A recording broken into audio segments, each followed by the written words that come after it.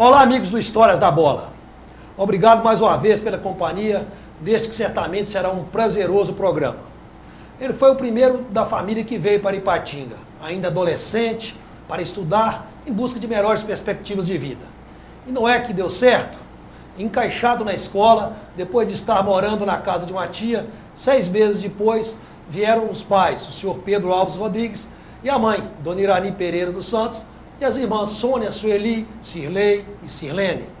Este é um capítulo da bonita história de Silvio Alves Pereira, o valente volante Silvio, que construiu a sua história nos gramados em diversos clubes de Ipatinga e de Timóteo, e que depois de atuar com enorme eficiência no Tribunal de Justiça da Liga de Esportes de Ipatinga, chegou à presidência da mesma entidade, depois de ter atuado como vice-presidente de Adiel Oliveira, que precisou de afastar-se em razão da sua eleição para a Câmara de Vereadores de Ipatinga. Como se vê, uma nítida ascensão de quem tratou de galgar cada degrau ao seu tempo, com seriedade e competência. Com a profissão de advogado, Silvio Alves Pereira sempre conciliou os inúmeros afazeres e estudos que a atividade requer com o futebol. Nos momentos de bola, atuou como juvenil e juniores no Iguaçu e no Vale Minas. Aliás, no Vale Minas, onde foi campeão ipatinguense de juniores em 1985, feito inédito até os dias atuais. Depois, como jogador amador no próprio Iguaçu, na Cearia, foi um jogo só, mas jogou na Cearia. No Vila Celeste, no Caravelas, no Industrial do Bom Retiro, onde também sagrou-se campeão, aí já na categoria amador, em Ipatinga, no Itamaraty e no Ideal. Em Timóteo, jogou no Laminação e no Esplendor do Distrito Dionisiano de Conceição de Minas, onde foi campeão assistente de 2004. Nessas andanças, foram nada menos do que 27 campeonatos oficiais disputados. E foi ele mesmo que os contou. Daí, como se vê, surgiram as histórias de toda a ordem para serem contadas aqui no nosso Histórias da Bola. O Dr. Silvio nasceu em outubro, no dia 6 do ano de 1966, na sempre aconchegante Ipanema. É casado com Dona Marisa Sampaio, com quem tem as belas Ana Luísa e Laura Cristina. Da bola jamais se afastou, pois atua seguidamente em equipes massas de Ipatinga desde que disputou o último campeonato amador, em 2005, ainda lá no município de Timóteo. Fora das 4 linhas, como disse, sempre esteve ligado ao Tribunal de Justiça e depois à administração da entidade máxima do futebol ipatinguense. É esse exemplar cidadão, advogado sério e competente, desportista nato, que nos tempos de volante era um verdadeiro cão de guarda à frente das zagas dos times em que jogava, e também que atuou no futebol de salão, e que trazemos para contar boas passagens do muito tempo em que correu atrás da bola e também dos bastidores desse mundo que é sempre empolgante, que arrasta multidões nos 4 cantos do planeta. Então, conosco, Silvio Alves Pereira, doutor Silvio. Ô Silvio, obrigado primeiro pela presença. Pode dizer, valeu a pena arriscar ainda na adolescência ter vindo a Ipatinga em busca de um sonho, de uma vida melhor? Sem dúvida alguma. Se não tivéssemos tomado essa iniciativa, essa caminhada, não estaríamos aqui hoje, com certeza. E lógico, para quem nasce numa família humilde, você só tem um caminho a seguir, a busca do conhecimento. E aqui, naquele momento onde eu estava, o limite já tinha sido alcançado. Eu precisava de novos mundos. E sem dúvida que aqui, uma cidade que era próspera, muito próspera naquele momento, e estando alguns parentes, eu tinha o apoio que precisava. Foi isso que me trouxe.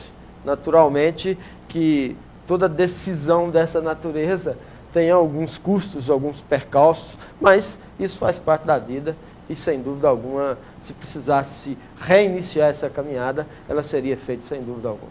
Como é que foram esses primeiros meses aqui em Ipatinga? Todo mundo tem suas histórias, né? Quando chega no lugar, numa terra estranha, vamos chamar de um menino, a gente chama de capial, né? Mas um iniciante lá de Ipanema, que caiu aqui em Ipatinga, que era cidade grande para quem chegava, né?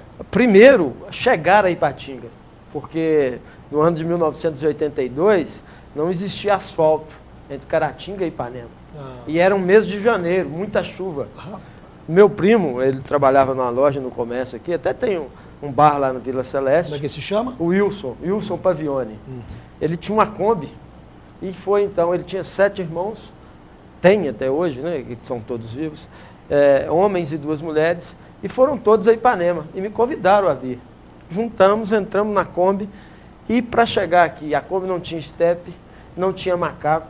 Para subir a Serra do São João, afamada, ninguém subia. Nós tivemos que ficar 4 horas na estrada, tivemos que segurar o veículo na mão para trocar pneu, até passar alguém com a ajuda de estepe, e chegamos a Ipatinga. E aqui, lá no Vila Celeste, tinha uma área no final da vila, hoje é loteado, ali bairro das Fontes, aquela região, era tudo uma chácara de uma família, dos Penas, família Pena, que continua residindo lá.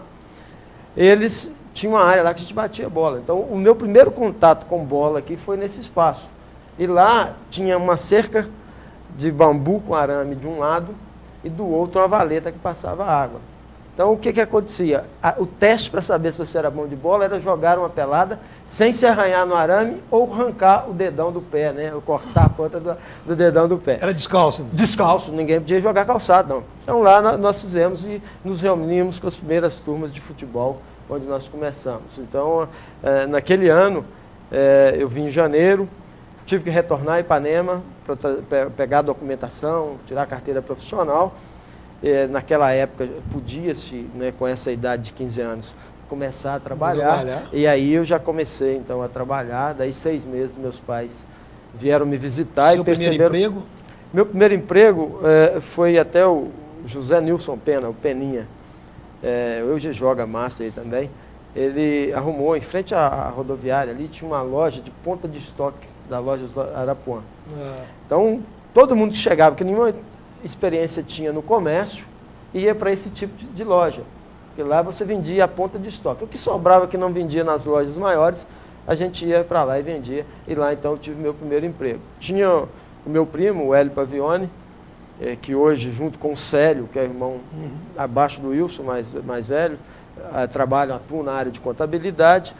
Eles já trabalhavam nesse setor, e em casa almoçar e levavam o meu almoço. A verba não dava para poder almoçar, senão não fosse dessa forma. Então, nesse primeiro emprego, nós começamos, e dali, depois abriram outras lojas, os contatos começaram a ser feitos. Fui, posteriormente, trabalhar nas lojas Bragança, antigo Rede Bragança, que tinha 10 lojas na região. Poderosa, né? Lá minha irmã já trabalhava, né, as mais velhas depois que vieram. E posteriormente fui trabalhar no Banco Real. Aí foi o último emprego, depois já na faculdade. Lá em Ipanema você já jogava futebol? Jogávamos lá. Ipanema tinha tradição de times, de bons jogadores. Lá a gente tinha, desde os 10 anos de idade, a gente já tinha um time dessa faixa etária, dos 10 até os 13. E lá, curiosamente, eu era zagueiro. Isso eu queria perguntar. E tinha um detalhe, né?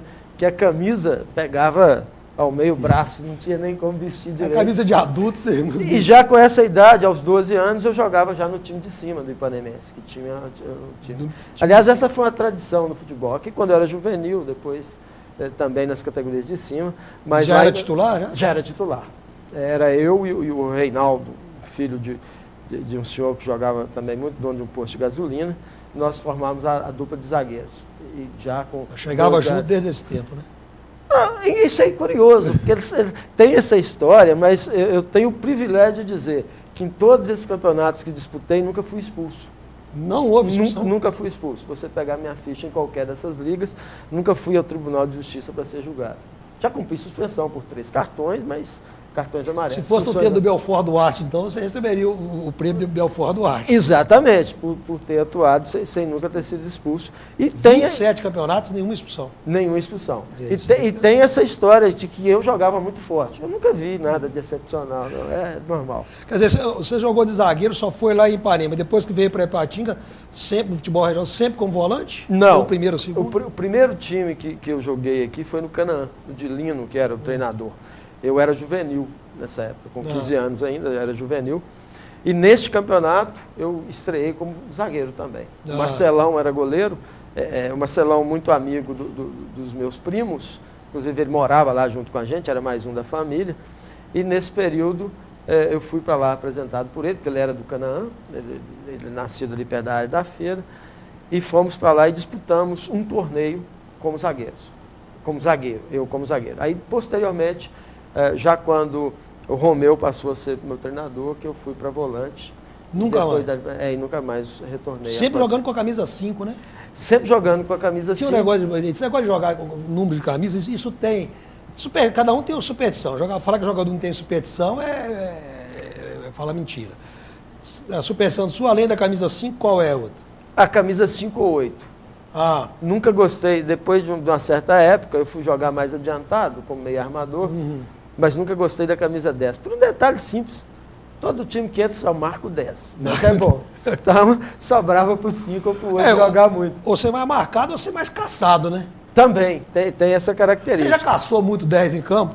Não, coisa pouca, né? Alguns duelos, por exemplo, com o Coelhinho, como o Juninho Lola, porque ele era juvenil da mesma época, contemporâneo que eu, muito habilidoso. O Rogerinho também, que jogava no Iguaçu, muito habilidoso. Mas não caçava, não. O próprio Wagner Cabeça, dá muita habilidade. O William, mas eu sempre tive uma característica, que embora fosse volante de contenção, gostava muito de sair para o jogo. Então eu não ficava com esse jogo. Você encontrava com eles em vez de esperá-los vir. Exatamente. Eu não tinha essa função de ter um marcador específico. Então eu me antecipava e muitas vezes os obrigava a me marcar. Porque um dos meios campos que a gente formou, né, interessante jogar, Zé Antônio, eu e o Ney, naquele campeonato, eu fiz como volante 9 gols. Nosso porque você chutava muito forte, tinha essa vantagem. Outra característica, o chute de meia distância. Então, com essa característica, os treinadores sempre gostaram que eu saísse um pouco mais. E aí eu me aproveitava disso naturalmente, usando os espaços, fazendo a marcação necessária. Eu sou terminantemente contra esse tipo de volante, aquele volante brucutu que não saiba jogar. Claro, você precisa de ter ali a proteção como um terceiro zagueiro praticamente, mas quando ele tem a posse de bola, ele tem que saber jogar. É necessário, senão o time não flui. Como se diz, tem que acertar parte mais de 3 metros, né? No mínimo, né? Hoje se erra com 1,5 metro, com 2 metros. Entende? Desses 27 campeonatos que você disputou, Silvio, qual foi o mais marcante aqui? Mesmo que você não tenha sido campeão, qual foi que deu assim? Olha, eu tenho para mim a minha melhor temporada pelo grupo. Foi o Itamaraty em 1992. Itamaraty. Nós chegamos à semifinal, perdemos para o Jabaquara, no campo da Cearia, no terceiro jogo de desempate, nos pênaltis. Depois, na semifinal de Ipatinguense. Depois do 8º pênalti para cada lado. Então foi o time mais completo que eu joguei. Você se recorda de alguns nomes daquele time? Sim, o time tinha o André no gol, o Andrezinho, que hoje genro do Sopedo. Na época na Cearia. Isso, na Cearia não tinha a estatura que se exige hoje, mas tinha uma elasticidade fora de série. Pelo lado direito, costumava revezar, né, tinha o Lau, que era o titular, às vezes a gente compunha com 3 zagueiros, mas normalmente era o Lau. Do lado esquerdo tinha o Boi, que jogava muito, do lateral esquerdo, que foi o mesmo da época dos juniores. O meio campo era eu, o Ney e o Zé Antônio. Zé Antônio, né?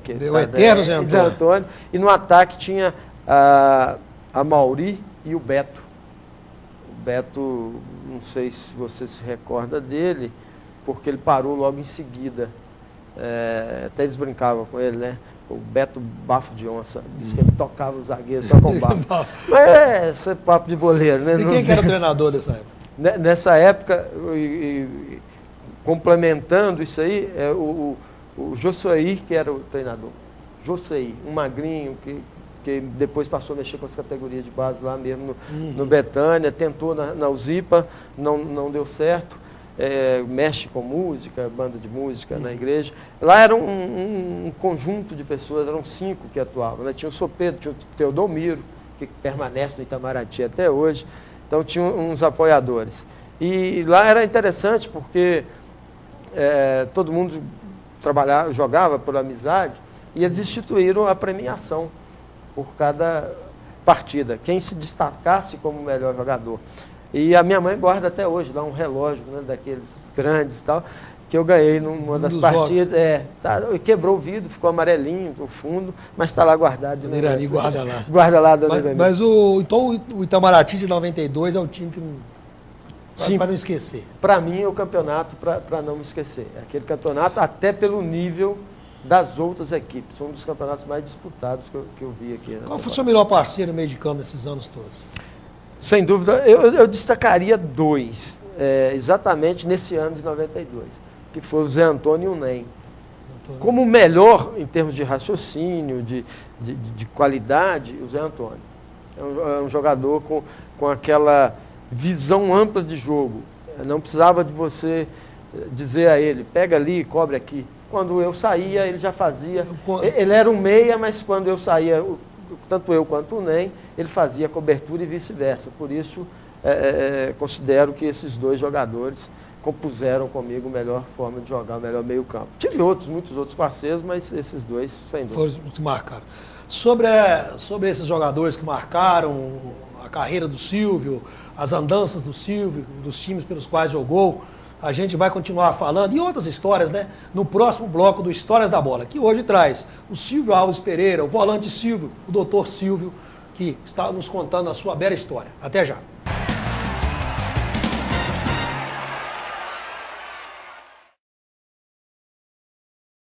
Não apague o sorriso de quem cuida da nossa cidade.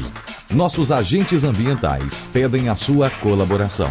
Descarte seringas, cacos de vidros, espetos de churrasco, pregos e latas de conservas com os devidos cuidados. Embale-os antes do descarte. A gente cuidando da nossa cidade sem acidentes. Coleta Segura, o seu jeito de cuidar dos agentes ambientais.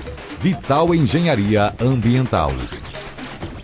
Fique bem informado com o Diário do Aço, o jornal de maior circulação em toda a região.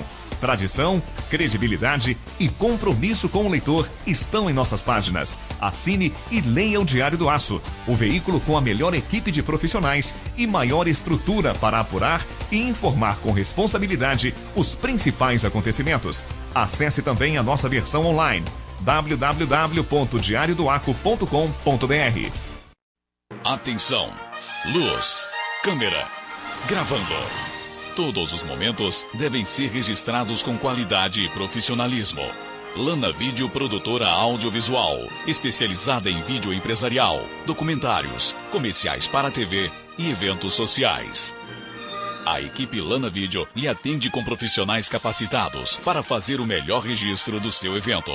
Lana Vídeo Produtora Audiovisual. Ligue e agende uma visita. 38216992 ou acesse lanavideo.com.br. O Grupo Dijaffer se consolida pela qualidade de seus produtos.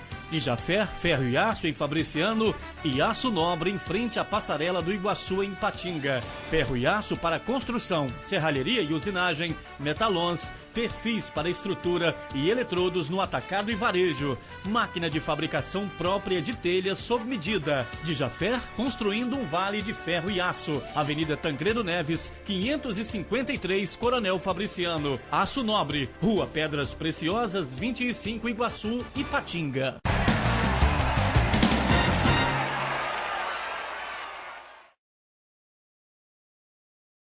De volta com Histórias da Bola, que nesta edição traz o Dr. Silvio Alves Pereira, que se eternizou como volante Silvio, está jogando até hoje, né, nos Masters da vida, que hoje vem nos contando pelo menos alguns capítulos de suas passagens, suas andanças pelo mundo da bola. Uma delas, no primeiro bloco, nos confidenciou. 27 campeonatos disputados e nenhuma expulsão. Isso é aves rara, com certeza, no mundo da bola. Silvio, você nos falava do time do Itamaraty de 92, que foi o inesquecível, mas eu acompanhei uma passagem sua no início da carreira, naquele título seu com o Vale Minas de 1985, com extrema dificuldade nos juniores, até o próprio campo do Vale Minas, já que não existe mais o campo do Vale Minas, é um campo meio que de terra, meio que de grama. Aquele título também parece que foi um marco, um divisor de água para vários jogadores que jogaram contigo naquela época. Sem dúvida. Agora, claro que eu fiz esse destaque de 92 em decorrência de já estar no Amadores, mas ali foi um marco para o futebol ipatinguense, em 1985. Por um detalhe simples, o nosso time era uma equipe de renegados. todos ex-jogadores que tinham passagem por clubes grandes, considerados os grandes de Ipatinga. Era sobra, né? Sobra. Então, esses atletas, eles estavam no final do ciclo de idade para os juniores, com algumas exceções, como tinha lá o Rogério Pena, que estava com 17 anos ainda. Eu ainda tinha mais um ano de juniores, mas a gente tinha lá o Rubinho, que era da UZIPA, jogou a vida toda na UZIPA. A gente tinha o Mazola, tínhamos o Charles, que foi centroavante na Ceará há muito tempo, o Elton.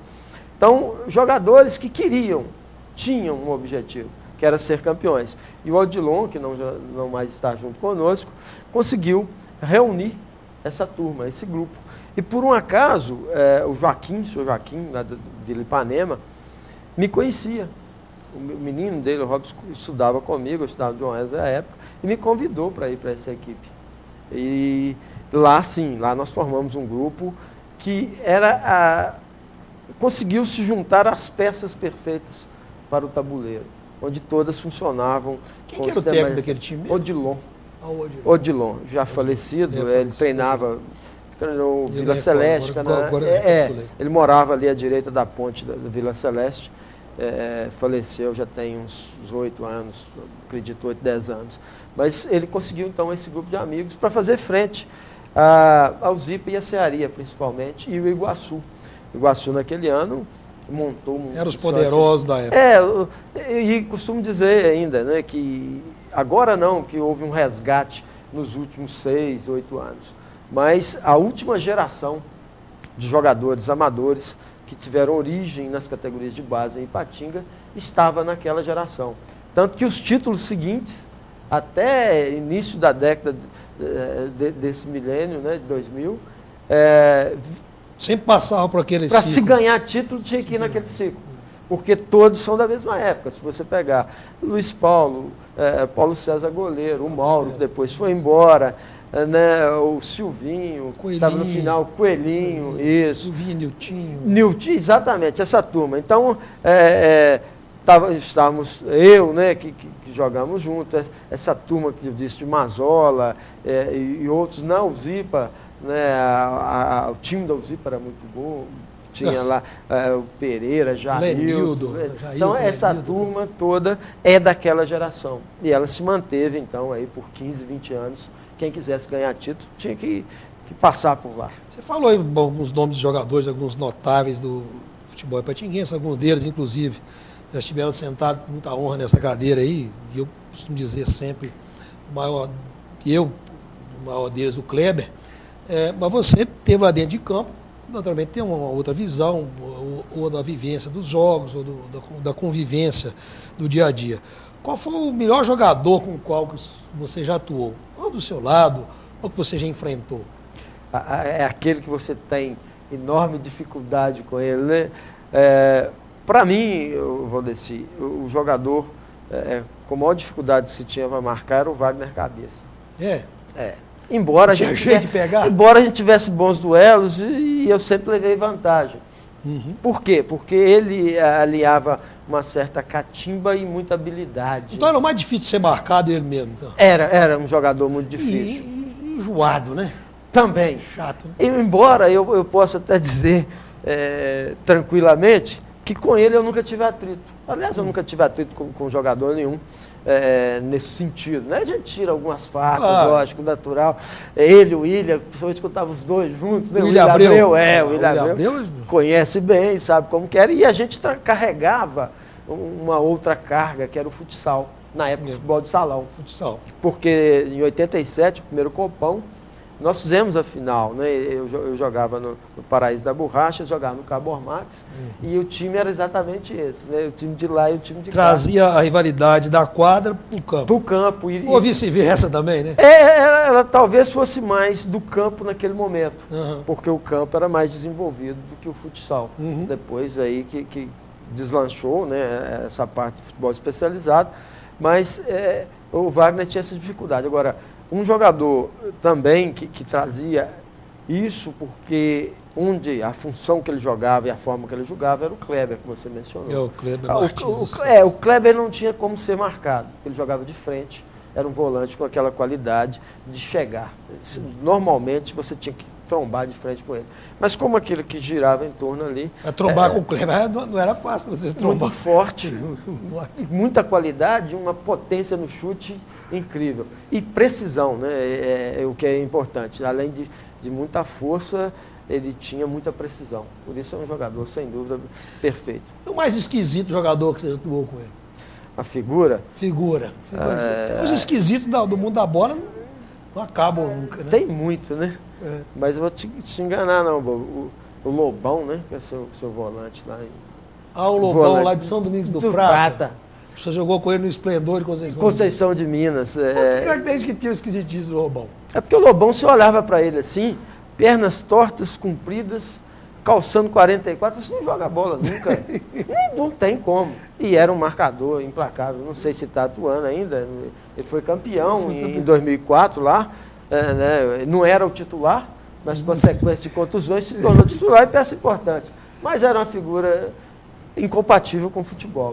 Você olha, não tinha como. Não dá para ser jogador de futebol. Tá, e os jogadores que criavam aquele tumulto dentro de campo, tinha assim, jogador que você tinha que chegar e falou, ô companheiro, vem cá, não atrapalhe meu time, não, nosso time, né? Isso era muito comum e eu quase todas as equipes por onde passei, eu fui capitão das equipes, né? Então tinha essa obrigação de chegar e chamar. Agora, igual o Rubinho, que foi companheiro em 85 comigo no Vale Minas, não tinha outro. Rubinho era... Rubinho, ele era zagueiro e tinha um problema, ele tinha um vício por cotovelada. Então não tinha jeito. Era dar uma jogada, 10, 15 minutos, tinha alguém do outro time reclamando, vindo falar, fala com o Rubinho para parar com essa bateção. E ele, além do cotovelo, ele usava trave de alumínio. Então era uma combinação nefasta, né? Em 85 nós tivemos aquele time, em 86 repetimos a equipe e trouxemos o Gilmar Carneiro. Então a dupla de zaga era Gilmar Carneiro e Rubinho. Daí era duro. O Marcinho lá do Paraíso, né, que centroavante, que é a época da UZIP. Teve um jogo no Iguaçu que ele foi falou assim, não tem jeito de jogar não, como é que eu vou fazer? Eu falei, não, Marcinho, não tem problema não, tá chovendo, tá com muita chuva. Isso aí escorrega e para. Mas ali era realmente difícil. Então o Rubinho, você tinha que ficar em cima dele o tempo todo, porque senão era menos um jogador. Ele não tinha jeito. A arbitragem é sempre uma polêmica, Silvio. Você acha que a arbitragem ela é injustiçada porque é muito cobrada? Ou faz parte do processo da bola reclamar de arbitragem, encher o saco da arbitragem? Eu penso que cabem as duas coisas. Primeiro, a arbitragem ela precisava ser mais bem preparada. Aí você tem que fazer uma relação aí de o que é amador, o que é profissional. Se a gente avaliar para o âmbito profissional, tranquilo, né? Deveriam ser também os profissionais, já que estão mexendo com milhões. No nosso meio, aí a gente já tem uma preparação adequada. Né? Se você pegar o departamento da LDI, os árbitros que lá atuam, tem reciclagem constante, uma programação semanal, claro, tudo dentro do limite do que é o amador. E neste caso, alguém tem que pagar o pato. Alguém tem que ser responsável pelo fracasso, né? Ninguém assume seu fracasso. E isso recai sobre a arbitragem. O Gilvan Heloísio, árbitro folclore da LDI, ele faz isso. Ele pega o cartão e vai anotando. O cara perde um gol e fala, estou anotando. Depois, não vai falar que foi aquele lance do árbitro que fez diferença. Ele tem essa característica. Ele tem essa característica, essa mania. Estou anotando. Na hora que eu dou um errinho, você me enche o saco. Você erra 8 vezes. 8 vezes não tem problema nenhum. Então é isso que acontece com a arbitragem. Às vezes sua equipe cria 8, 10 oportunidades do jogo, não converte nenhuma, e o árbitro erra uma vez e ele é o responsável. Então é mais cometer injustiça com a arbitragem, porque ele está no mesmo âmbito dos atletas, ele está envolvido com a mesma emoção, ele tem o mesmo preparo, e com um detalhe, como o atleta erra, ele também está sujeito a esse erro. Então acho que o árbitro, no sua análise, o árbitro é injustiçado. Ele é injustiçado, com exceção se ele for mal intencionado, mas no geral não acontece. Você já jogou com o árbitro mal intencionado? Já joguei. Já joguei com o árbitro mal intencionado. Como capitão do time? Como capitão do time. E aí foi preciso fazer um trabalho. Conseguiu reverter o processo, não teve jeito. Não, até que conseguimos, alertando a nossa equipe. Né? Então o trabalho foi feito mais em relação à minha equipe, à nossa equipe, do que a própria arbitragem. Porque se ele estava mal intencionado, ele não ia jamais mudar de posicionamento. Então alertamos os jogadores para... Porque o árbitro mal intencionado, o que é que ele faz? Ele marca todas as faltas a seu favor no meio campo. E conta o seu time a primeira área. que tem próxima área ou dentro da área, ele vai e marca, porque você não tem como reclamar, ele está marcando todas no meio campo. O time está amargurado com ele, porque está marcando tudo no setor do meio campo, vai lá e decide a partida. Mas ainda bem que isso hoje não acontece. Você, nas horas vagas, algumas horas vagas que consegue, é também comentarista de futebol. Acompanha, sobretudo nas emissoras de rádio da região. Atuou, fez vários comentários na Itatiaia AM, atualmente na Rádio Globo, eventualmente na Rádio Vanguarda, na Rádio Tropical FM, acompanha. E é mais fácil. A gente depois fica mais maduro, fica mais fácil analisar, ou para ser analista tem que ser do mesmo do mundo da bola? Eu penso que se não é essencial, pelo menos tem um peso muito grande. Você tem que ter convivido com o futebol. É importante. É importante. Você ser só teórico é muito difícil, porque tem determinadas nuances que só sabe quem esteve ali, mesmo que seja um mero peladeiro. Mas você tem que ter passado por dentro. O tal da história de ter dado um chutinho na bola? É exatamente, aquilo que os boleiros gostam de falar com o outro, né? Você chupou laranja com quem? Né? Aquilo ali é importante. E isso faz parte mesmo? Faz parte, sem dúvida, do futebol. Ajuda muito. Porque tem lances que para você criticar ou analisar, você tem que saber o que passa na cabeça do atleta naquele momento. E só sabe quem esteve lá dentro. Porque uma visão privilegiada você tem quando está na cabine de rádio. Você tem a visão ampla do estádio, você tem o tempo de verificar. Quando você está lá dentro, não. Ali você está sentado, você está... Tranquilo. Lá dentro do campo, você tem que olhar o adversário, você tem que olhar o tempo da bola, você tem que olhar seu companheiro. São uma série de coisas que você faz ao mesmo tempo. Então, para você criticar o desempenho de determinado atleta, ou de determinadas situações, é importantíssimo que você tenha convivido. Se não foi, pelo menos que tenha passado por esse ambiente. Né? É muito difícil você chegar de uma hora para outra. Por exemplo, a arbitragem. Com os meios que se tem hoje, é muito fácil você pegar, por exemplo, os grandes comentaristas hoje nas grandes emissoras, eles pedem para repetir o lance 3 vezes e dizer se o cara acertou ou errou. Eu, quando estou avaliando a arbitragem, quando eu estou trabalhando numa determinada partida, eu faço o meu prognóstico, a minha visão, o meu comentário, no mesmo momento que houve o lance. Seu juízo de valor é gerado naquele momento, porque é a visão do árbitro. Do Eu não posso alterar isso, porque o árbitro não tem esse recurso tecnológico. Aliás, nisso aí eu sou contra. Eu acho que o recurso tecnológico ele não deve ser usado para alterar essas posições. Como auxiliar na arbitragem, perfeitamente, para você evoluir. Mas, para você colocar na aplicação no momento, acho que aí haveria um desequilíbrio. É um castigo, mano. É desumano, né? Sem dúvida alguma. Todos contra. O atleta não tem isso, né? As pessoas que estão ali, o árbitro também não. Então você tem que ter esse equilíbrio para poder avaliar. E quem já passou lá dentro tem uma experiência maior. A experiência em todos os campos ela é importantíssima. Então, penso que sim. Você... Se não necessariamente, mas deve ter passado. Até para não agir como torcedor, né? Uma coisa é o torcedor, cara, passional, aquela coisa. Porque eu costumo dizer que o termo comentarista ele é mais para utilizar para difundir ou para criar mais mídia, mas eu acho que ele é um analista. Sim. Analista de futebol. Porque ele tem que fazer a observação, tirar as suas conclusões e posteriormente emitir a sua opinião. Ou seja, ele faz uma análise do processo todo, não para tentar convencer o telespectador, ou o ouvinte, ou o leitor de que a análise dele é a mais correta, é a mais completa, mas é de que ele tem uma visão, ele tem capacidade de absorver tudo aquilo e transmitir. Você sintetizou muito bem. A pessoa que está ali ele tem que ser analista. né? Porque o comentarista, ele faz com paixão, ele toma um lado, uma decisão e tece os comentários dele. Já o analista, ele tem que ter isso, ele tem que ter os dados, os elementos e saber extrair o que é real, o que é efetivo, o que pode ser feito. Às vezes, eu acredito muito que falte isso. As pessoas estão trabalhando mais como comentaristas do que analistas, e aí se comete muita injustiça. E claro, o torcedor que é emotivo, ouve aquilo e dói, né? Por isso, o risco em cima da arbitragem.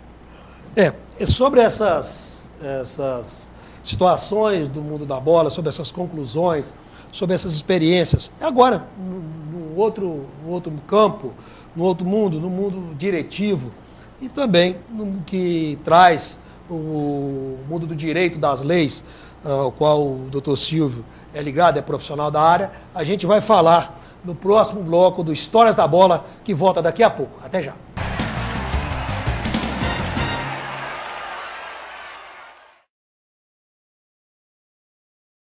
Atenção, luz, câmera, gravando. Todos os momentos devem ser registrados com qualidade e profissionalismo. Lana Vídeo Produtora Audiovisual, especializada em vídeo empresarial, documentários, comerciais para TV e eventos sociais. A equipe Lana Vídeo lhe atende com profissionais capacitados para fazer o melhor registro do seu evento. Lana Vídeo Produtora Audiovisual. Ligue e agende uma visita. 38216992 ou acesse lanavideo.com.br.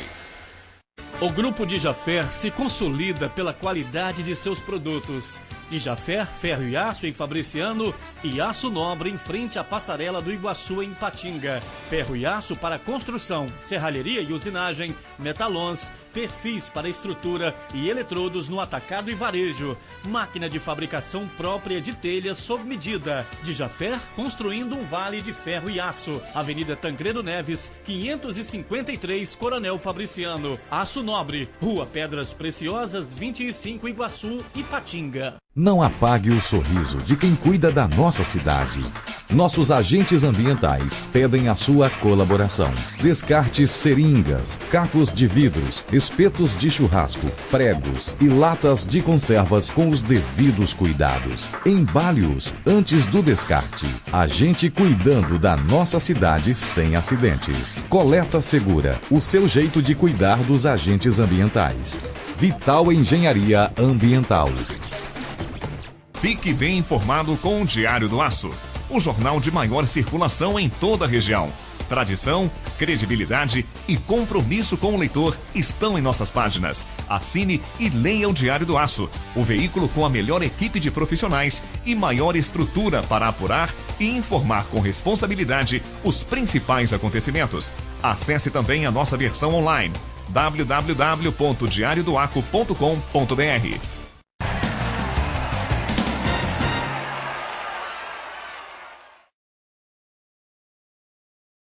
Olá, amigos. Estamos de volta com esse terceiro bloco do Histórias da Bola, que hoje traz o Silvio Volante, o Silvio Alves Pereira, o doutor Silvio Alves Pereira, advogado, volante, membro do Tribunal de Justiça da Liga de Desportos de Patinga e dirigente de futebol da LDI. Silvio, vamos agora nesse bloco puxar mais para o campo de atuação profissional, que você, conforme eu disse na abertura, jamais deixou de lado as hostes jurídicas, mesmo tendo sido efetivo jogador no futsal ou no futebol de campo, mesmo depois que parou de jogar, nos Masters, enfim. Como é que surgiu essa paixão pelo direito? Como é que você resolveu virar advogado, um julgador fora da linha? Olha, eu tenho alguns fatos curiosos na vida, e uma delas é essa. Em relação à escolha profissional. Eu nunca fui de muito planejamento a longo prazo. Eu desejo isso, eu quero isso. E com a escolha profissional foi da mesma forma. Eu, como disse no primeiro bloco, vim para Ipatinga para estudar.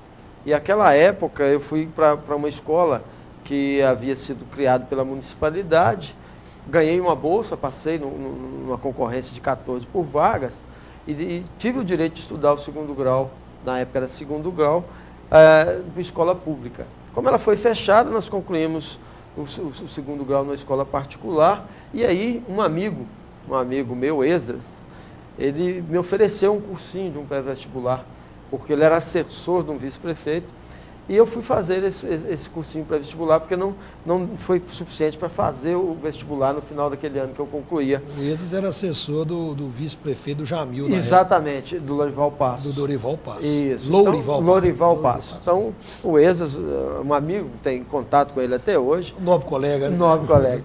Então, ele me possibilitou isso. E o que eu fiz? Eu fiz a inscrição para 2 vestibulares. Inclusive, a minha inscrição do vestibular foi feito o Marcelo Alves, né? Marcelão, figura ímpar e parceiro sempre, desde que eu aqui cheguei. E ele foi a Valadares fazer minha inscrição no vestibular de Direito. E também foi a Caratinga, que eu fiz para Ciências Contábeis para Direito. No dia da prova do vestibular em Caratinga, para a Faculdade de Ciências Contábeis, eu não pude estar presente. Eu tinha um compromisso aqui de trabalho, não pude. E fiz o de Valadares para Direito e passei no primeiro vestibular que fiz. Na Fadivale? Na Fadivale. À época, aqui num raio de 200 quilômetros, só existia era mais ela. Próxima. Não tinha outra, né? Inclusive, englobava o sul da Bahia todo. Não existia faculdade, né, nessa região, a mais próxima seria Belo Horizonte. Então, fiz esse vestibular, também uma concorrência de 15 por vagas, fora aquelas, né, que já eram à época reservadas, mas... A turma 4, né, de cada série. Exatamente, A, B, C e D, então já tinha, você sabe exatamente como que era essa situação. E na minha condição, fui então estudar e já a partir ali do segundo ano de Direito, eu peguei efetivamente o gosto. E já no terceiro ano de Direito, quando eu estava concluindo o terceiro ano de Direito, eu já fui para o escritório de contabilidade dessa família, dos Paviones, né, do meu primo, do Célio Pavione, hoje é Davi Minas, contábil, e lá ele me arrumou um espaço e eu comecei já, então, me dedicar ao direito. A partir do 4º ano, essa época eu trabalhava no banco, eu era bancário, eu saí do banco e já fui advogar. Aí sim, eu advoguei só a partir daí, desde 1990. Em 91 eu concluí o curso e aí dedicado exclusivamente ao direito. Não tem outra atividade. Claro que aí você concilia algumas coisas. De 95 a 2004 eu fui professor, né, fui para a universidade. E outras atividades paralelas, mas que são ligadas diretamente ao direito. O foco principal é o direito. É o direito. E aí nunca descuidei, porque nesse período de bola era muito difícil estudar. Para se pagar a escola, para você ter uma ideia, eu pagava, o meu serviço me dava uma bolsa de 40% da minha escola. Eu só pagava a escola de 3 em 3 meses, porque os recursos não permitiam. Ou você lanchava, ou ia à escola, ou pagava a escola, não tinha alternativa.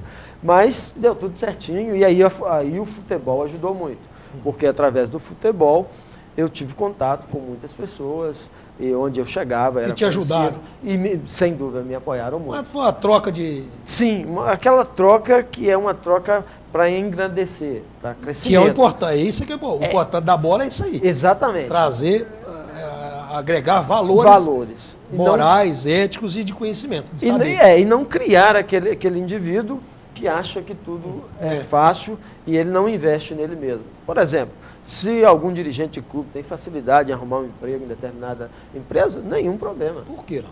Sem nenhum problema. Né? Não vejo isso como...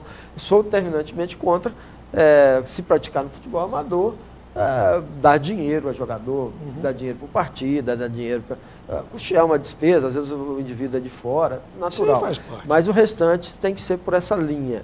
Você tem que incentivar a ser alguém na vida, depois caminhar com as próprias pernas. Aliás, isso no futebol profissional também começou a ser visto, né? Porque antes não. Hoje, condição sine qua non, condição primordial para se manter nas categorias de base de qualquer equipe é estar estudando. A carreira é curta. É curta e pode não dar certo. E as que dão certo também são curtas. Você vive frisando isso, né? Sobre indivíduos aí de exemplos que ganharam muito dinheiro e jogaram fora. Os miolos mortos que eu costumo dizer. Exatamente. As leis esportivas são mais difíceis de ser interpretadas, Silvio?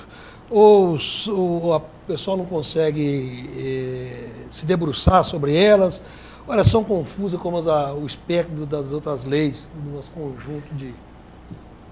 Eu acho que falta à legislação desportiva maior conhecimento das pessoas.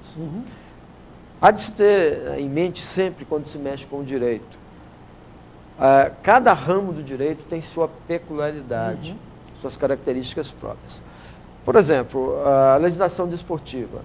Não adianta você tentar trazer analogicamente os outros ramos do direito. É necessário que você estude o direito desportivo. A finalidade, o objetivo. Se a gente avaliar a organização legislativa mesmo no futebol brasileiro, começou com a Lei Pelé, né? Depois a gente teve várias alterações, mas até então não se tinha nada. E nesse aspecto, me considero privilegiado, porque no final da década de 90, a gente teve a oportunidade de montar o segundo currículo de faculdade com o direito esportivo, que foi aqui na região, e que se mantém até hoje, né, no currículo dessa faculdade, para o curso específico com direito esportivo, que até então não era visto. Você colocava um tópico dentro do direito em geral e tinha uma parte apenas que se dedicava ao direito esportivo. Com essa abertura, isso facilitou o entendimento. E também com a vinda, no nosso caso aqui de Ipatinga, de um time profissional, talvez tenha despertado um pouco, embora as faculdades de direito que existem na região não tenham ainda se despertado para a importância esse detalhe que não houve uma despertar para isso, uma coisa... Para você ter uma ideia dessa dificuldade, a Liga dos Esportes de Ipatinga hoje tem um convênio há 2 anos com estagiários para que passem a trabalhar no Tribunal Desportivo da Liga de Ipatinga. E nós conseguimos 5 interessados, mas nenhum que tivesse coragem de começar. Por quê? Falta levar ao conhecimento do mundo acadêmico que esse é um ramo do direito próprio, específico, como é o direito ambiental, como é o direito eleitoral, como é o direito do trabalho, que precisa ser explorado e que tem espaço para ser explorado. E tem perspectivas, vamos dizer, de mercadológicas. São promissoras, sem dúvidas, essas perspectivas. Por quê? A tendência é, de cada dia, o direito se especializar mais. E o direito esportivo, como surge neste ramo, nessa seara, ele precisa ser explorado. Vou te dar um exemplo. O direito esportivo, você só pode atuar em outro ramo se primeiro exaurir a parte do direito esportivo. Né? Então, nos outros ramos, isso não é necessário. A Constituição garante o acesso. Já vai direto pedir liminar, etc. Exatamente. Mas para o direito esportivo, ele diz que primeiro tem que se exaurir a esfera do próprio direito esportivo. E é por isso que a Liga dos Esportes de Ipatinga se organizou, criou, né, uma estrutura própria que causa inveja até às federações profissionais que não têm essa estrutura. Como é que você atuou no Tribunal de Justiça por muito tempo, participou do processo de reestruturação do Tribunal de Justiça? Como é que é a engenharia de um funcionamento do Tribunal de Justiça? Explica para nós, telespectador, como é que é um Tribunal de Justiça funcionando. Esse é outro detalhe. A gente até faz alguns trabalhos com as equipes. Por exemplo, o Valemir, né, do Espírito Santo, que eu acho que nem está atuando na região, não me lembro mais. Ele trabalhou muito com categoria de base. O Valemir continua atuando. Continua, né? Ele trabalhou no Jabaquara esse ano. Isso. 2012. Enquanto ele estava com o Iguaçu ali no Canaã, a gente teve muito contato. Ele pedia isso para levar para os atletas, para os meninos que estavam lá treinando, essa parte de conhecer a legislação. Saber que para você praticar qualquer esporte, qualquer modalidade esportiva, não é só o futebol, você precisa estar inserido dentro de umas regras. E essas regras estão lá no Código Brasileiro de Justiça Desportiva. O Tribunal de Justiça ele trabalha com isso, com esse Código Brasileiro de Justiça Desportiva.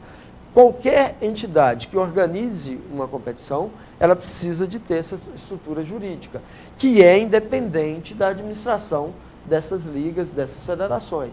Uma vez nomeados os membros, eles têm um mandato, o período que prevê o estatuto da entidade, geralmente, aí por força de lei, coincide com o período da administração, e ele tem total autonomia, inclusive para destituir o presidente da liga ou da federação. Então, essa estrutura ela funciona como uma secretaria, então todo o procedimento ele é burocrático, ele tem que entrar na secretaria da Liga, do tribunal, ele recebe a numeração e aí você tem a tramitação normal. Existe a tramitação normal de qualquer tribunal. Dos prazos de manifestação, mas normalmente o rito de um processo esportivo é o momento do julgamento na sessão do tribunal. Né? Uma das peculiaridades do direito esportivo é exatamente isso. Ele tem a concentração de atos e o princípio... Concentração de atos. E o princípio da oralidade. Isso significa que você deve fazer todos os procedimentos na sessão de julgamento, inclusive a produção de provas. Daí que é comum a gente ver, às vezes, notórios colegas, nobres colegas, que atuam, que são militantes do direito, quando chegam para uma sessão de julgamento do tribunal, eles se sentem perdidos. Por quê? Porque é um ramo específico que tem essa peculiaridade. Essa concentração, então, faz com que o representante, o defensor no tribunal, ele use muito da oralidade, da palavra. Então, o poder da palavra. Exatamente. E todos os atos ele tem que resolver ali, até porque os prazos são exíguos. A Constituição ela determina que um processo interno, né, um processo na Justiça Desportiva, não possa durar mais que 90 dias. Então ele tem que ter início e fim até 90 dias. Que é uma coisa... É um prazo muito curto. E ele tem que ser cumprido. O que foi mais difícil de ser? Assim, um volante ou um segundo volante, um membro do Tribunal de Justiça ou um dirigente da Liga de Esporte de Ipatinga? Olha, Valdeci, te confesso que ser dirigente é a pior das situações. Pior das situações. Em razão de um detalhe simples. É muito aperto, muita pressão? Não é porque o dirigente de futebol, curiosamente, ele é insaciável. Ele não tem limite. Ele quer sempre mais e mais. E ele esquece que uma liga diretiva, ele tem os associados em igualdade de condição. Eu só posso oferecer para um dirigente aquilo que eu vou ter condição de oferecer para os demais. O que a lei permite ou que E dentro da legalidade. O princípio da isonomia, né? Não tem como. Além disso, você tem o quê? A mania do jeitinho. E o futebol tem essa cultura. Do jeitinho. O jeitinho, tentar ser jeitinho para tudo. Não há como. Quem vem desse meio da legalidade, quem prima pela legalidade, e isso a gente faz questão de frisar sempre, sente muito isso. Então o dirigente, ele teria, como volante, você dá um jeito, se um cara está fazendo a falta, uma paulada nele, tudo tranquilo, né?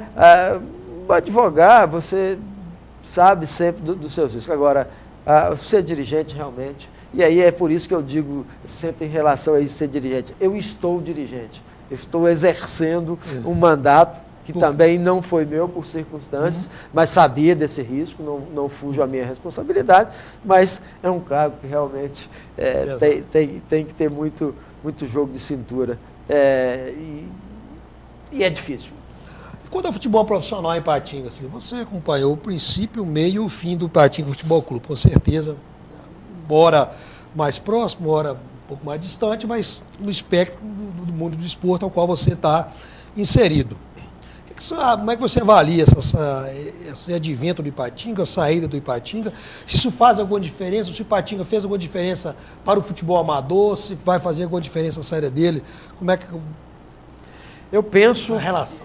Eu penso que o projeto não foi mais além. Ele foi um projeto bem sucedido na sua primeira fase. E não existe qualquer atividade sem parceria. Enquanto existiu a parceria, e aí você tem que avaliar isso. Parceria é uma via de mão dupla, tem que voltar. Né? Não existe parceria, só vai para um lado. E neste aspecto, acho que foi a grande falha, por isso houve a interrupção desse projeto. Mas a cidade perde muito. Né? Eu tenho convicção absoluta de que o prejuízo é para Ipatinga. A gente que roda muito, né? A gente atende uma região grande, então tem sempre contato com as pessoas e percebe essa diferença do que era Ipatinga, quer dizer, antes de existir, né, o Ipatinga, e o que é Ipatinga depois, pelo conhecimento, pelas fronteiras que se abriram para o nome da cidade de Ipatinga. E claro que isso alavanca tudo. Para o futebol amador, penso que faltou esse estreitamento de relacionamento entre o Ipatinga e o futebol amador. Link, vamos chamar um link. Exatamente. Não funciona onde se tem um futebol amador forte como Ipatinga, um isolamento de uma equipe profissional. E é o que aconteceu com a Ipatinga. Essa é a minha visão. Por quê? Porque se você observar a distribuição das equipes, elas são bairristas. Você quase que forma uma equipe no bairro e aí ela representa aquela comunidade. O meio que você tem, então, de se aproximar dessa comunidade e atrair o tão sonhado público, está próximo dele. É o alvo do futebol. Exatamente. Que dia que o Ipatinga se dispôs a levar a sua equipe profissional para se apresentar, né? Para jogar não, para se apresentar. Seu terceiro time para jogar lá no campo do Itamaraty, no coletivo. Fazer aqui, ó, nós estamos uma aqui, apresentaçãozinha, ó, de Miguezinho lá. O Betânia, o Itamaraty, eles treinam aqui às 16 horas, não está aqui às 15h30, então, né? Para aproximar e aí sim você se familiarizar. Você talvez não se lembre, mas é possível que sim, de um período anterior, em razão do seu afastamento, mas o futebol amador, quando era exclusivamente amador aqui, a gente tem que voltar à época do João Elias, na diretoria da Liga, João Elias e Neto, exatamente. Ele promovia os grandes eventos e os campos eram cheios. A Liga vivia desses recursos angariados com essas partidas, mas por quê? A seleção, a equipe que jogava era a seleção amadora da cidade.